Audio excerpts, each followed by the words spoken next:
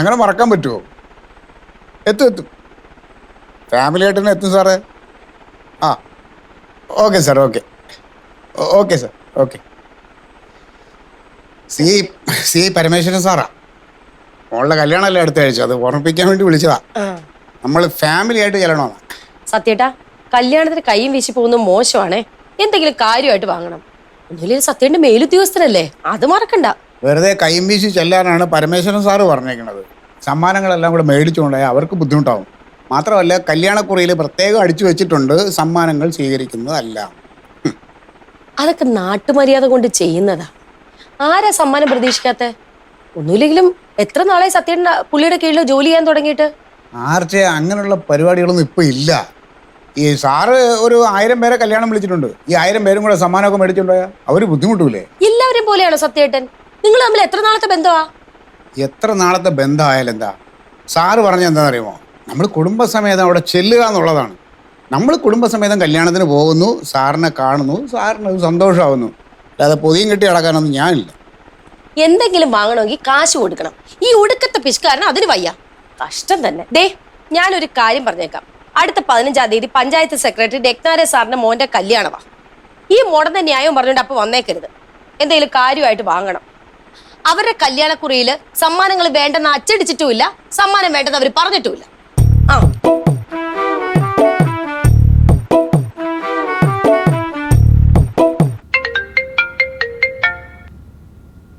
Hello, അതെ, ഉണ്ണിയാർച്ചയാ? ഓ, രക്ഷപ്പെട്ടു. ആളുകളൊക്കെ പരാതി പറഞ്ഞു തുടങ്ങിയിരുന്നു. അയ്യോ അല്ല, അത് കൺഫേം ആയോ? വേറൊരു കാര്യം ഉണ്ടായിരുന്നു. കുഴപ്പമില്ല, ഞാൻ മാനേജ് ചെയ്തോളാം. ശരി. ഭഗവാനെ, ആകെ പുലുവാലായല്ലോ.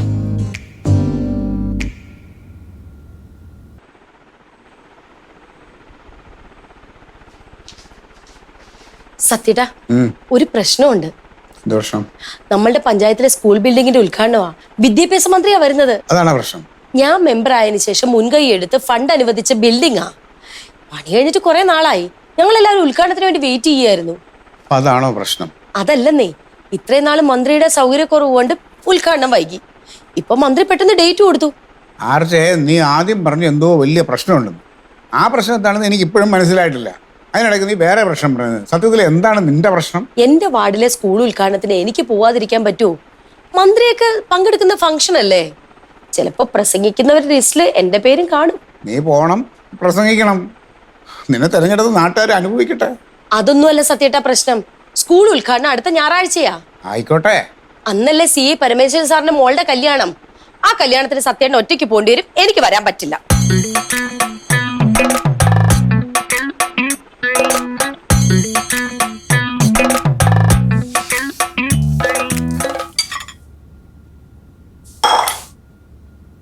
ആർച്ചേ, നീ ഇല്ലാതെ ഞാൻ എങ്ങനെ കല്യാണത്തിന് പോകും? അങ്ങനെ പറഞ്ഞ എങ്ങനെയാ സത്യേട്ടാ? എന്റെ പഞ്ചായത്ത് വാർഡില് ഇത്രയും വലിയൊരു പരിപാടി നടക്കുമ്പോ ഞാൻ അവിടെ ഇല്ലെന്ന് പറഞ്ഞ മന്ത്രി എന്ത് വിചാരിക്കും? അതിന് മന്ത്രിക്ക് നിന്നെ അറിയില്ലല്ലോ. അതുകൊണ്ട് വാർഡ് മെമ്പർ എവിടെയെന്ന് മന്ത്രി ചോദിച്ചാലോ? വാർഡ് മെമ്പർ വേറെ എന്തെങ്കിലും അത്യാവശ്യത്തിന് പോയിന്ന് പറഞ്ഞാൽ മതി. എന്താ അത്യാവശ്യം? സ്കൂൾ ഉദ്ഘാടനമല്ലേ ഏറ്റവും വലിയ അത്യാവശ്യം. എന്ന് ആരാ പറഞ്ഞ? പരമേശ്വര സാർ ഇപ്പൊ വിളിച്ചപ്പോഴും പറഞ്ഞത് കുടുംബസമേതം വരണമെന്നാ. ഞാൻ സാറിന് വാക്കും കൊടുത്ത് കുടുംബമായിട്ട് ചെല്ലാന്ന്. എന്നിട്ട് പിന്നെ നീ ഇല്ലാതെ ഞാൻ എങ്ങനെ പോകും? എന്തൊക്കെ പറഞ്ഞാലും എനിക്ക് വരാൻ പറ്റില്ല. ആർച്ചേ, ഈ സ്കൂൾ ഉദ്ഘാടനമാണോ അതോ സിയുടെ മോളുടെ കല്യാണമാണോ പ്രധാനം? പറയ്. ഒരു പഞ്ചായത്ത് മെമ്പർ എന്ന നിലയിൽ സ്കൂൾ ഉദ്ഘാടനമാണ് എനിക്ക് വലുത്. ഒരു SI എന്ന നിലയിൽ സിയുടെ മകളുടെ കല്യാണമാണ് സത്യേട്ടന് വലുത്. അതെ, നീ ഒരു പഞ്ചായത്ത് മെമ്പർ മാത്രമല്ല, നീ ഒരു ഭാര്യ കൂടിയാണ്. ഒരു ഭാര്യ എന്നാൽ ഭർത്താവിന്റെ ആവശ്യങ്ങൾക്ക് പ്രാധാന്യം നൽകുകയാണ് വേണ്ടത്. ഭാര്യയും ഭർത്താവും ഒക്കെ വീട്ടുകാര്യങ്ങളില്. നമ്മൾ രണ്ടുപേരും ഇപ്പൊ സംസാരിക്കുന്നത് നമ്മുടെ ജോലിയുമായി ബന്ധപ്പെട്ടതാണ്. കല്യാണത്തിന് പോകാതെ സ്കൂൾ ഉദ്ഘാടനത്തിന് വരാൻ ഞാൻ സത്യേട്ടനോട് പറഞ്ഞില്ലല്ലോ. പറഞ്ഞ ഉടനെ ഞാനങ്ങ് വരാൻ നിൽക്കുമല്ലേ? അത് തന്നെയാ ഞാൻ പറഞ്ഞത്. കാര്യം പറഞ്ഞാൽ മനസ്സിലാവാത്ത ആളൊന്നുമല്ല പരമേശ്വരൻ സാറ്. ഞാനിങ്ങനെ ഒരു അത്യാവശ്യമായിട്ട് പോയെന്ന് പറഞ്ഞ പുള്ളിക്ക് മനസ്സിലാവും. ആർച്ചേ, അതൊന്നും ശരിയാവില്ല. അത് സാറിന് വിഷമാവും. ഭാവിയിൽ എനിക്കത് ദോഷം ചെയ്യും. ഉദ്ഘാടനത്തിന് പോയില്ലെങ്കിൽ അത് എന്റെ ഭാവിയെ ബാധിക്കും. അടുത്ത ഇലക്ഷൻ ആരെങ്കിലും എനിക്ക് വോട്ട് ചെയ്യോ? അതില്ലേലും ആരും ചെയ്യില്ല. എന്ത്? ഒന്നും പറഞ്ഞില്ല. ഈ ഇലക്ഷനെയും വോട്ടിനെക്കാളും പ്രധാനമാണ് കല്യാണം എന്ന് ഞാൻ പറയുന്നത്. അത് സത്യേട്ടൻ കല്യാണത്തിന് വെക്കോ?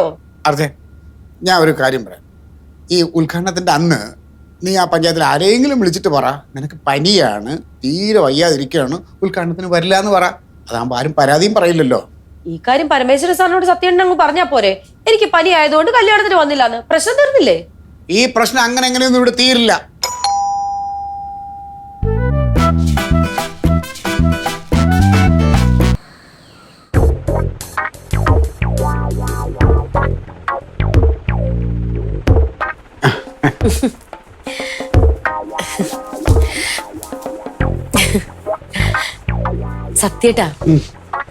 സത്യേട്ടൻ രാവിലെ പോയപ്പോ മുതല് നമ്മൾ തമ്മിൽ രാവിലെ ഉണ്ടായ തർക്കത്തെ പറ്റി ഞാൻ ആലോചിക്കുകയായിരുന്നു. അത് വേണ്ടാത്തൊരു പരിപാടിയായി പോയി അല്ലേ? സത്യം ആർച്ചേ, ഞാനും സ്റ്റേഷനിൽ പോയിരുന്നിട്ടെ ഇങ്ങനെ ആലോചിച്ച പോണ് ഒരു കാര്യമില്ലായിരുന്നു. വെറുതെ നമ്മൾ രാവിലെ കുറേ വളവളാന്ന് ഇങ്ങനെ വർത്താനം പറഞ്ഞല്ലേ സ്റ്റേഷനിലെ. അപ്പൊ നമ്മുടെ സഹപ്രവർത്തകർ ചോദിക്കുകയും ചെയ്തു, സാർ എന്താ മൂഡ് ഔട്ട് ആയിട്ടിരിക്കണേന്ന്. ഒരു കാര്യമില്ലായിരുന്നു. ആലോചിച്ചപ്പോൾ എനിക്ക് തോന്നി ഞാൻ പറഞ്ഞത് വെറും മണ്ടത്തരമായിരുന്നു, നിന്റെ ഭാഗത്താണ് ന്യായമെന്ന്. അവിടെ നീ ഉദ്ഘാടനത്തിന് പൊയ്ക്കോ കേട്ടാ. അത് വേണ്ട സത്യേട്ടാ, നമ്മൾ ഭാര്യയും ഭർത്താവും അല്ലേ? ഈ നിസ്സാര കാര്യത്തിനൊക്കെ ഇങ്ങനെ തർക്കിക്കേണ്ട കാര്യമുണ്ടോ? വഴക്കുണ്ടാക്കിയാൽ തന്നെ നമ്മൾ തന്നെ അത് ഒത്തുതീർപ്പാക്കുകയും വേണം. അതിലും നല്ലത് നമ്മൾ വഴക്കിടാതിരുന്നേ പോരെ. അതുകൊണ്ട് നീ ഒരു കാര്യം ചെയ്തോ, ഉദ്ഘാടനത്തിന് പൊയ്ക്കോ കേട്ടാ. അങ്ങനെ പറഞ്ഞ എങ്ങനെയാ സത്യേട്ടാ? പരമേശ്വര സാർ സത്യന്റെ മേലുദ്യോഗസ്ഥനല്ലേ? പുള്ളിയുടെ മകളുടെ കല്യാണത്തിന് കുടുംബസമേതം പോകുന്നത് നിർബന്ധമായിട്ടുള്ള കാര്യമല്ലേ? സത്യയുടെ വാശി പിടിച്ചാലും കാര്യമുണ്ട്. ആർച്ചേ, അത് നിന്റെ ഭാഗത്ത് നിന്ന് ന്യായമില്ലെന്നാ നീ പറയുന്നേ? നീ കഷ്ടപ്പെട്ട് ഫണ്ടൊപ്പിച്ച് നിർമ്മിച്ച സ്കൂളിന്റെ ഉദ്ഘാടനത്തിന് ലോകത്ത് ആര് പോയില്ലെങ്കിലും ആർച്ച പോകണം. അതുകൊണ്ട് ആർച്ച പൊക്കോട്ടെ ഉദ്ഘാടനത്തിന്. അങ്ങനെയൊന്നുമില്ല സത്യേട്ടാ. സ്കൂളിനേക്കാൾ ഉദ്ഘാടനത്തെക്കാൾ എനിക്ക് വലുത് സത്യേട്ടന്റെ സന്തോഷമാണ്. അതുകൊണ്ട് ഞാൻ ഉദ്ഘാടനത്തിന് പോകുന്നില്ല. എന്ന് പറഞ്ഞ ശരിയാവൂല ആർച്ചേ. ഉദ്ഘാടനം ഇന്ന് വരും, നാളെ പോവും. അതുപോലെയാണ് നമ്മള്. ജീവിതാവസാനം വരെ നമുക്ക് ഒരുമിച്ച് ജീവിക്കേണ്ടതല്ലേ? അതുകൊണ്ട് ഞാൻ കല്യാണത്തിന് സത്യേട്ടൻ്റെ കൂടെ വരിക. ആർച്ചേ, നിന്റെ ജീവിതത്തിലെ ഏറ്റവും വലിയ ആഗ്രഹമാണിത്. അത് മാറ്റി വെച്ചിട്ട് നീ ഒരു കല്യാണത്തിനും വരണ്ട. പരമേശ്വരൻ സാറിനോടൊക്കെ ഞാൻ പറഞ്ഞ് മനസ്സിലാക്കിക്കോളാം. നീ അതുകൊണ്ട് ഉദ്ഘാടനത്തിന് പോയാൽ മതി. അങ്ങനെ സത്യേട്ടന്റെ മനസ്സ് വിഷമിപ്പിച്ച് എനിക്ക് സമാധാനം കിട്ടില്ല. ഞാൻ ഉദ്ഘാടനത്തിനൊന്നും പോകുന്നില്ല. സത്യേട്ടൻ്റെ കൂടെ കല്യാണത്തിന് വരിക. ആർച്ചേ, നീ ഒരു കല്യാണത്തിനും വരുന്നില്ല. നീ അങ്ങോട്ട് ഉദ്ഘാടനത്തിന് പോയാൽ മതി. വേണ്ടെന്നേ, ഞാൻ കല്യാണത്തിനെ വരുന്നുള്ളൂ.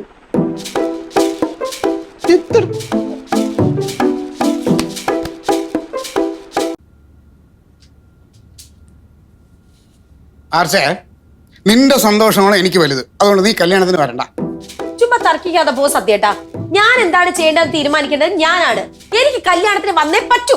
ഞാനാണ് ഭർത്താവ്. ഇവിടുത്തെ കാര്യങ്ങൾ ഞാൻ തീരുമാനിക്കും. അതങ്ങ് പള്ളി പോയി പറഞ്ഞാ മതി. ഞാൻ ഉദ്ഘാടനത്തിന് പോവില്ല. അപ്പൊ മന്ത്രി വന്ന് മെമ്പർ എവിടെന്ന് വെച്ചാൽ എന്ത് സമാധാനം പറയും? അതിന് മന്ത്രിക്ക് എന്നെ അറിയില്ലല്ലോ. ആരോടെങ്കിലും ചോദിച്ചാലോ? വരാൻ പറ്റിയില്ല, പനിയാന്ന് പറയും. ആ പനിയാണെന്നുള്ള കാര്യം ഞാൻ പരമേശ്വരൻ സാറിനോട് പറഞ്ഞോളാം. അതുകൊണ്ട് നീ കല്യാണത്തിന് വരണ്ട. അത് പറ്റില്ല.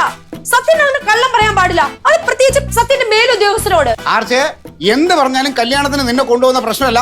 മാത്രമല്ല പഞ്ചായത്ത് സെക്രട്ടറിയുടെ മോന്റെ കല്യാണത്തിന് പ്രസന്റേഷൻ വാങ്ങിച്ചു കൊടുക്കുന്നുമില്ല. എന്നെ തോലയ്ക്കാനായിട്ടാണ്. അത് ശരി. അപ്പൊ കാശ് മുടക്കാൻ പറ്റാത്തതാണ് കാര്യം. എനിക്ക് ആ ഉദ്ഘാടനത്തിൽ പോകാൻ പറ്റില്ല. നീ കല്യാണത്തിന് നിന്നെ കൊണ്ടുപോകുന്ന പ്രശ്നമില്ല. എനിക്ക് പോയേ പറ്റൂ. കൊണ്ടുപോവില്ല. സത്യയുടെ തലയ്ക്ക് വല്ല പ്രശ്നമുണ്ടോ? രാവിലെ ഇതൊന്നും അല്ലല്ലോ പറഞ്ഞത്. രാവിലെ നീ ഇതൊന്നും അല്ലല്ലോ പറഞ്ഞത്. എനിക്ക് തോന്നുന്ന പോലെ ഞാൻ പറയും. എനിക്കും തോന്നണം, ഞാനും പറയും.